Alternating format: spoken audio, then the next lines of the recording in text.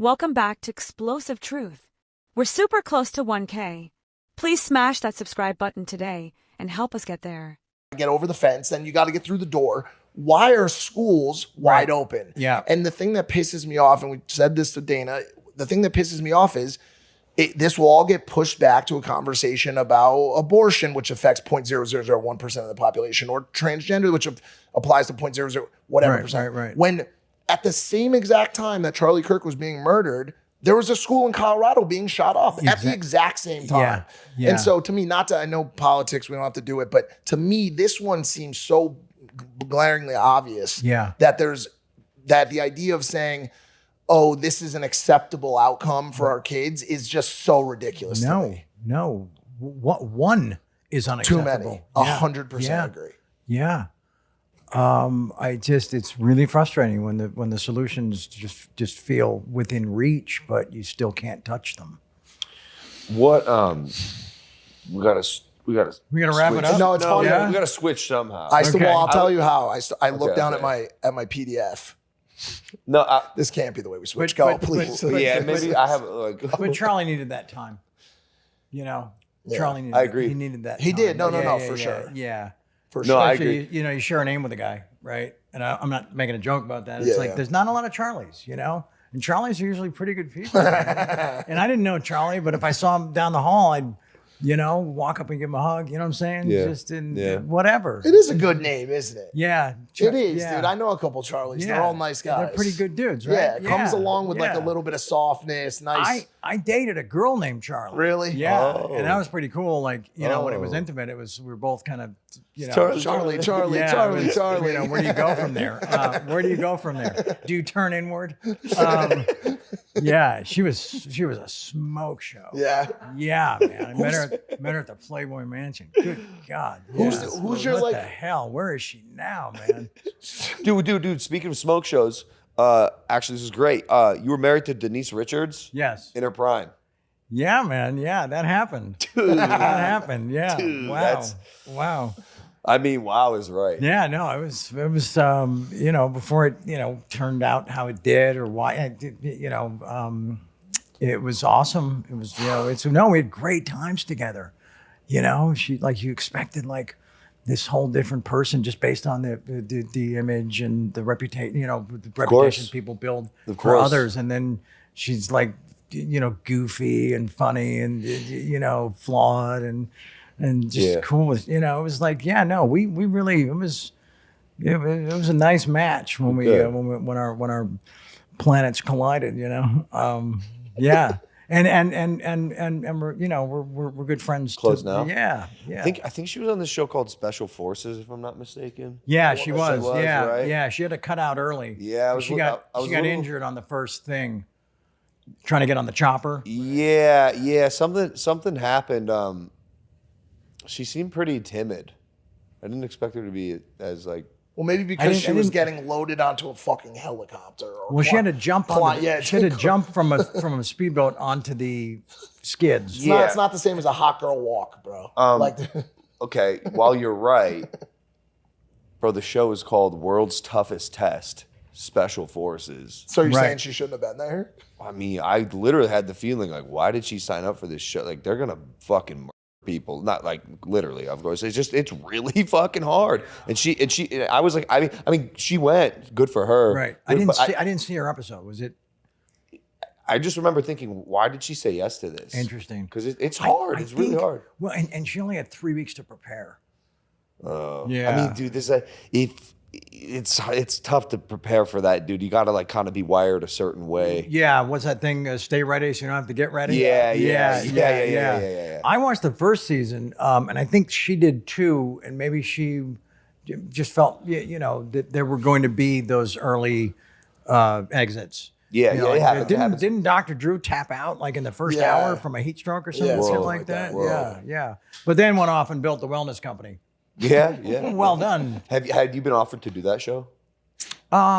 Yes. Would you do it? No. I mean, why? It's really hard. You know what I'm saying? I mean, what they pay well. If they brought back "I'm a Celebrity, Get Me Out of Here," I would consider that one. Nice. Yeah. Did you ever see that one? You remember that one? So Wait. when was that? That was like in the early 2000s, decades wasn't ago. it? Yeah, Man. No, that show was badass. What are you planning on doing? What are the next 5-10 years look like? I don't know. I don't know. If the if the book does well, there could be a second book. You want to promote it a little bit? You didn't even set it up for the camera to see. Like, Yeah, I hold would that have book up. Well, yeah, there you go. We probably should have. There you go. The Book of Sheen? The Book of Sheen. Yeah. Yeah. Thank you. Yeah, I wrote it all by myself. That's awesome. I didn't use a ghostwriter. No way. I saw that Very as cool. just the imposter move. Like, here's my funny money, here's my counterfeit book, you know. Because ultimately, if you use a ghostwriter, a lot of people do, and I get that because there's like that's an intimidating thing to like agree to sit down and write a book. Because a lot of people start a book, not a lot of people finish a book, you know. And I just said, look, if I don't do this myself, then I'll never know. And the people I've talked to, they regret that they didn't give it a shot. They regret that they worked with somebody else. It's not the same. No, because you're never writing. You're telling stories, and it's usually over the phone to somebody you've known for an hour. Or voice memos or something like that. And then your stories go through their filter and how they interpret them and the details they want to attach. And then you get the pages sent back. You're like, okay, change this, change that, add that. It's not the same because it's not the same level. I have a book as well. You did write it, right? Yeah, I wrote Okay. Nina was questioning me on it. Yeah, I said, I know. I remember No, I going have into the his whole, room and seeing him typing on his little laptop. Dude, I sat and wrote that thing probably like you did for a long period of time. Right. And I remember so many nights of just fucking pouring tears, like to the point where my whole keyboard was just, writing about rock bottom. My grandfather was dying, and a lot of the stuff never even saw line edits. I told him at the end of it, I said, I have this last chapter where I write these letters.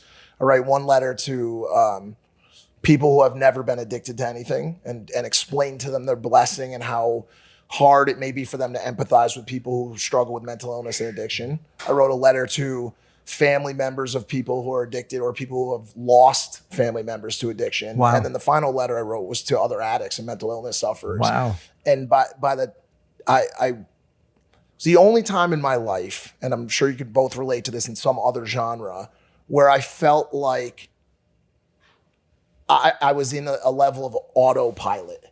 My hand was just moving. Interesting. And it felt like I felt like the hand of God was working through me. What a trip. Wow. It was the most surreal, like out of body experience that I've ever felt without acid, right? Like I really, really was pouring tears. I was completely soaked. And so when I finished it, I called the publisher and I said, don't touch the chapter. And I mean, don't send it for line edits, no proofreading. I don't want it touched. If there's stuff wrong in it, fucking leave it. I want it to look exactly how it looks. And so the last chapter of the book is completely untouched. That's amazing. And every person that's read the book, the feedback is like speaks to the last chapter. When Yeah. you wrote those letters, of course they do. Of course they do. They can feel it. Yeah. They can feel like they read it and they're like, I had goosebumps reading it. Like it really, really affected me. And it's like I even tell people sometimes like just read the last chapter, if you have to. Yeah. But wow. Did so you've been in the trenches, you know. Yeah.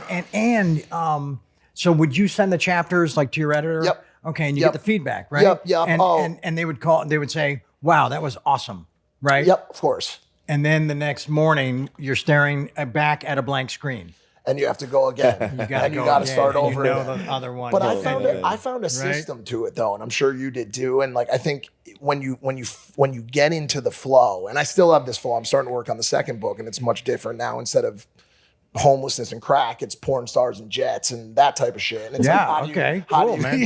Volume 2, let's go. Wow. And how do you tell that story while also teaching a lesson? Because the first book was a lesson.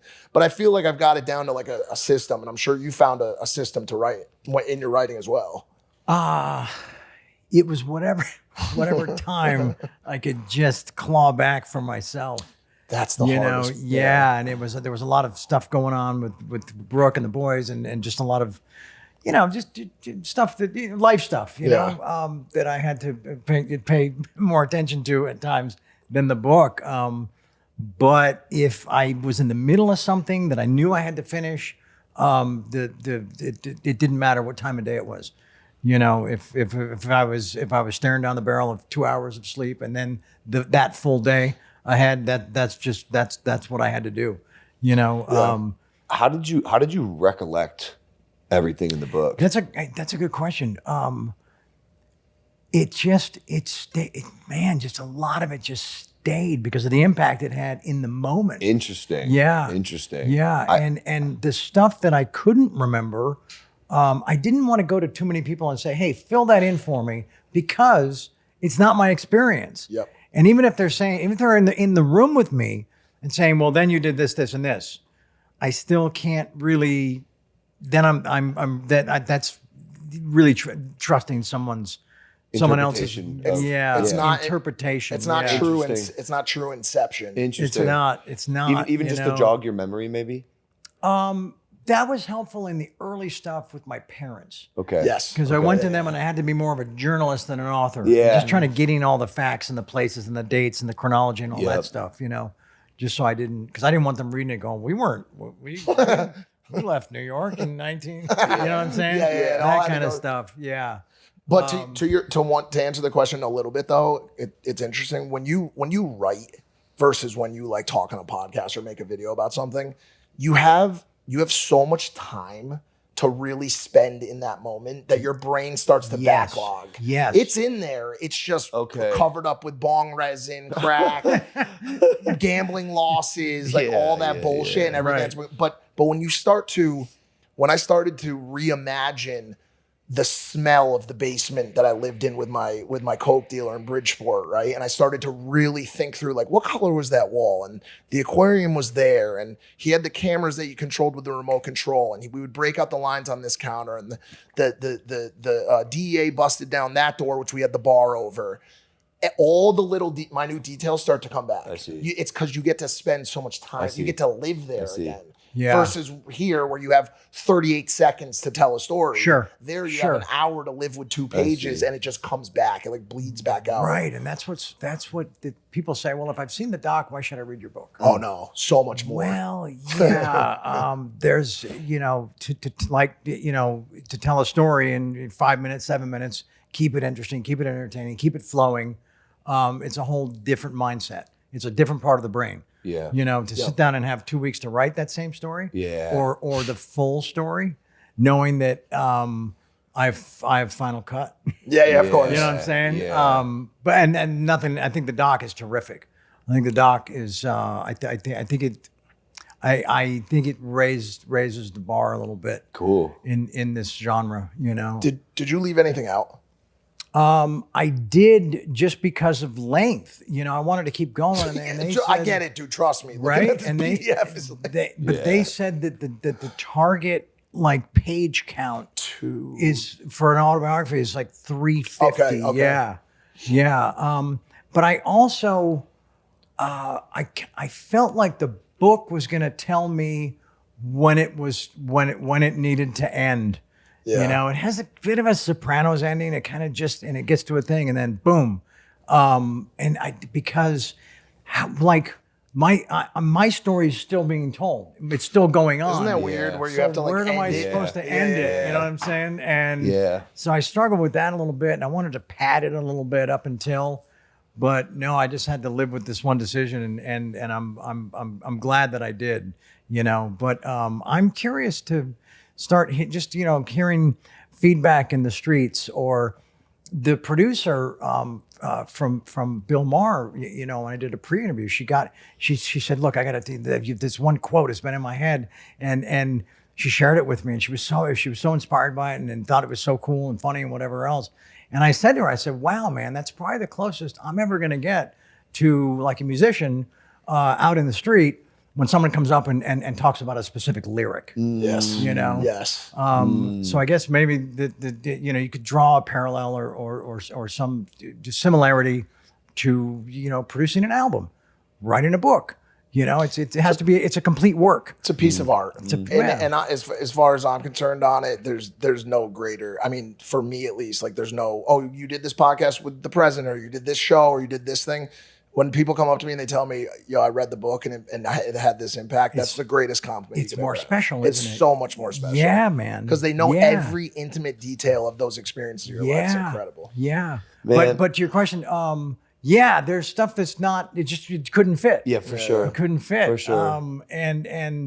They're discussing if it does well that there would be a second book. Yeah. Man, our other guest we had on today, Alex Hormozy, who's actually, that's his book right in front of your book. So many books. You make money by selling the books. Yeah. The books make money. Yeah, you make money. Books and market. Books make their own market. Thank you for watching this segment of Explosive Truth. Please don't go without smashing that subscribe button.